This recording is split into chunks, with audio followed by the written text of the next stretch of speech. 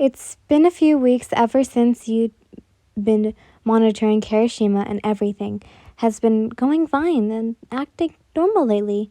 Luckily, the murderer didn't kill anyone these past few weeks, so we were allowed to go to our summer vacation. Kirishima suggested to hang out this weekend, and I asked where we would go, but he said it would be a surprise. Time skip. Nighttime. Kirishima's pay away. Sorry, that was weird.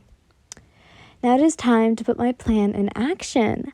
I was gonna get rid of Sarah and Danky tonight, before my little date with Yin. Oh, how wonderful it would be! I also took back Bakuga's dead body and placed it in my basement as a collection along with the Urakas. I snuck into Danky's room and grabbed my poisoned cloth and wrapped it around his mouth. I took his heavy body and dragged it to Sarah's room as I did the same thing. Once both of them were unconscious, I held both their bodies and head to the forest where my cabin was. Once I got there, I headed to my basement and tied both of them to a chair. Looks like they're both still unconscious. I prepared a table next to me and placed my tools on them, making sure they were arranged properly. Oh, how I can't wait to torture them later. It's going to be fun. My head hurts. Where am I? I turned to look at Danky. Was awake. Annoying. Hey, yo, Gary, bro, could you help me? I'm stuck. He said, how naive can this dumb bitch get? Can you shut up? I yelled at him. He was pissing me off. Whoa there. Chill, bro. He said, a hint of worry in his tone. That's it. I couldn't stand him anymore. I took my pliers and pried out his teeth as he yelled in pain each time his teeth gets yanked out. The sound of his screams were so calming. At this point, I was a fucking psychopath. But that's all right. I'm doing this for my sweet Yin. Why are you doing this, man? Kaminari said as he struggled to talk. You got close to Yin. You even tried to ask her out. You know what? Yin belongs to me, and she's only mine. Mine, for fuck's sakes. I yelled as I moved on the next torture method. I decided to put him up on my wall, so I hammered his legs so he wouldn't run away in place. Against the wall, I took some nails and hammered and started to pound the nails into Kaminari's skin. He yelled and yelled and yelled. It was peaceful. When I was done, I wiped the wall since his blood stained it. Now, Kaminari, everything will be all right for now, I said, smirking. Where the fuck am I? I heard Sarah said. Oh, goody. You're awake, too. I said, smiling as I grabbed one of my sledgehammers and hammered his foot and proceeded to do the same thing that I did with Kaminari. Once I was done, I headed out of the forest and went back to the dorm. I made sure to leave no trace of blood so that I wouldn't get caught. I cleaned my clothes and changed into a new set of clothing and headed to bed. I can't wait for my date this weekend. The next day. Has anyone seen Kaminari or Sarah? I haven't seen them at all this morning, said Mina. Kaminari said he went to attend a funeral, while Sarah said he had to rush back home for family issues. Kirishima responded, trying not to raise anyone's suspicion. Oh, that's sad, said Mina. As everyone has finished changing into their uniforms, the class headed out together and started walking to UA. You decided to walk with Todoroki that morning since you had been spending lesser time with him and he was your only good friend left and you wanted to maintain a good relationship with him. Good morning, Sho, you said, and he gave you an odd look. Oh, shoot, I didn't mean to call you Sho. It was just a nickname I came up with, but I can still call you Todoroki, if you'd like, you said, trying to hide your embarrassment. He only smiled to you, which surprised you. Actually, I really like that nickname, if you, can continue calling me that. He said with a face all pink. Sure, Sho, as you two headed to school happily. Sho touched POV while walking with Yin. I can't believe she called me Sho. Cute. I really like that nickname.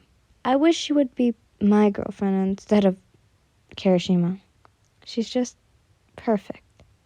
She's kind-hearted, soft, and outgoing. I just love everything about her. Hey, Sho, what you think about? I flinched after hearing Yin speak. Shit, I'm not paying attention to what she was saying. I was so busy thinking about Yin. Hope she's not mad. I was just thinking about what to get for lunch later.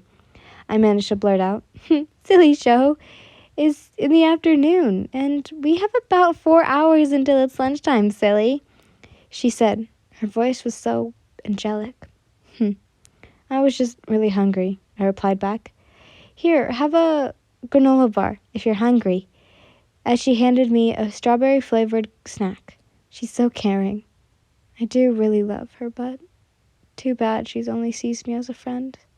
I hope she and Kirishima would break up soon so I can be with her, but she's just so happy with him. Why can't I have her? As we got to school, Mr. Aizawa said we had to battle, and I was up against Momo. Shoot, I don't want to hurt her. She's my friend. Mr. Aizawa, can I choose to sit out? I said timidly. Why are you not feeling well? He said, not really. I said, then you should be able to battle you so you can sit out. I sighed as I stayed by the side and watched the battle. Time skip for Friday. Aren't you guys excited for tomorrow?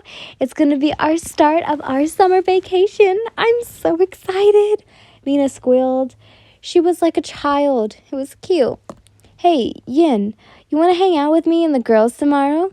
Mina said, I can't since I have a date with Kirishima. When I said that, Mina gave me a look. Ooh, what you gonna do, huh? She said, shh, Mina, it's not what you think. I said, rolling my eyes when we got back to the dorm. Kirishima gave me a hug from behind. Hey there, Bevel, you excited for our date tomorrow? He said, still hugging you tightly. Yes, I am, but Kiri, could you let go? I need to go to my room. You told him, trying to pull him off, but he kept hugging you tighter and tighter. Kiri? Can't breathe. Too tight, you said as you tried to grasp for air. Oh, whoopsies. My bad. Sorry, babe. He apologized. You sure do have one clingy boyfriend, don't you, Yin? Todoroki said while you were walking to your room.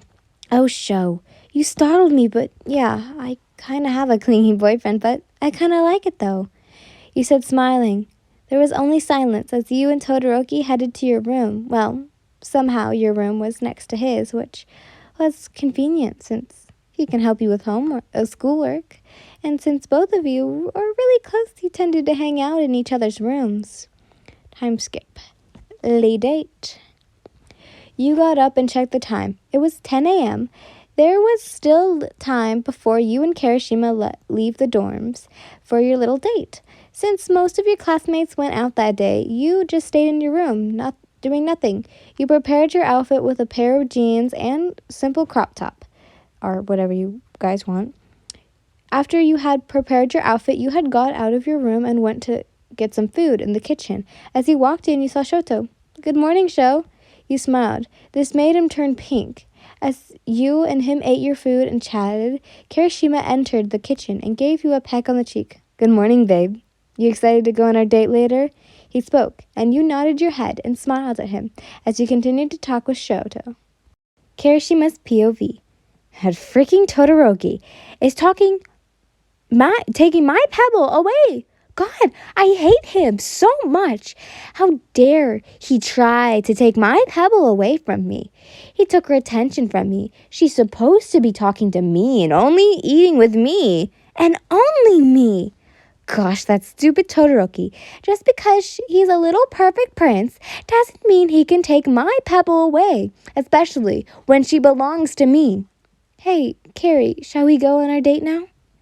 That sweet, angelic voice of Yin interrupted my thoughts as I turned to face her. Yeah, sure. I'll meet you back here when you're ready, okay, babe? As soon as Yin left, I grabbed Todoroki by the shirt. Listen here, you little shit. Yin is mine and only mine. She belongs to me, so you better not get close to her. Got that, asshole? I said, making sure he understands, but some reason he just started smiling. Oh, wow. So so these are your true colors, huh, Kirishima? You're basically like Bakugo, but fake. You're two-faced bitch, while Bakugo at least has better who doesn't act two-faced. He spat as he started grinning. I released him from my grip and walked back to his dorm. And he walked back to his dorm. Oh, by the way, Kirishima, don't think that I won't tell your little Yin this. As he turned back and continued to walk, that damn half-and-half bastard thinks he has the upper hand just because he's rich, and I hate these kinds of people. Ugh. Oh, yeah. I forgot. I need to get ready with my date. Your POV. As I headed to the spot where I was earlier to meet Kirishima, I saw Shoto. Yes, he went back to the kitchen. Hey, Sho, what you doing here? I said, oh, yeah, I don't know why, but I'm here. But I was bored, so yeah. He said, he was cut off by Kirishima. Hey, babe, ready to go on our date? Kirishima said while glaring at Todoroki. Dang, they definitely have created some serious tension here. Better get Carrie out of here before anything bad happens. Hey, Carrie, let's go now. As I walked towards the door while Carrie was next to me, I was really excited to get goofing around Kirishima, and when I made a silly face, he laughed. You look so silly now, Yin. As we continued to chat, we ended up in a forest. Carrie, why are we here? I asked. Oh, don't worry. The surprise is just further in the forest, and don't worry, it's nothing bad, he said as we continued to walk deeper into the slightly dark forest. There was a bunch of vines, some ivory, and got in my hair as we went past through the vines, and we were greeted by a cabin. It was bright and it was super pretty. There was even a lake surrounding it. As we entered the cabin, there was a couch with a TV facing it, and it had you could see the kitchen, and there was a flight of stairs next to it. I ran up the stairs like a child, only to be greeted by a balcony. It was amazing. I turned around and saw Kirishima.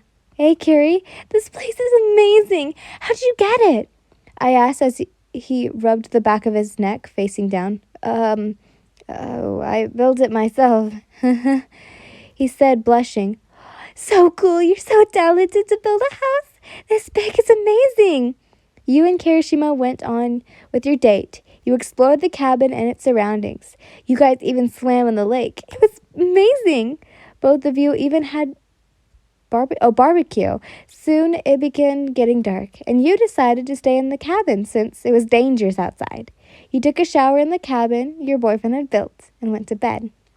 At nighttime, you got up and checked your phone. It was 12:14.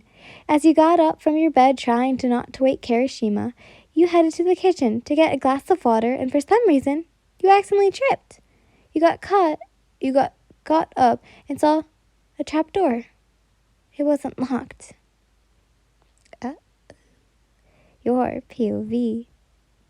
I opened the trap door, only to be greeted with a strong stench. It smelled like a bunch of dead fish. Ew.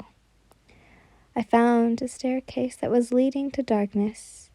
I went down and tried finding the light switch. Once I did, I switched it on, and to my horror, I found dead bodies.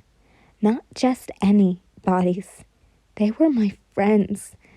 Ichako, Bakugo, Denki, and Zero. They were all hanged up on the wall. Their hands were hammered onto the walls, and Uraka, her head was gone. I almost puked by the sight of it. As I slowly backed away, I bumped into something and turned around, and it was Kirishima.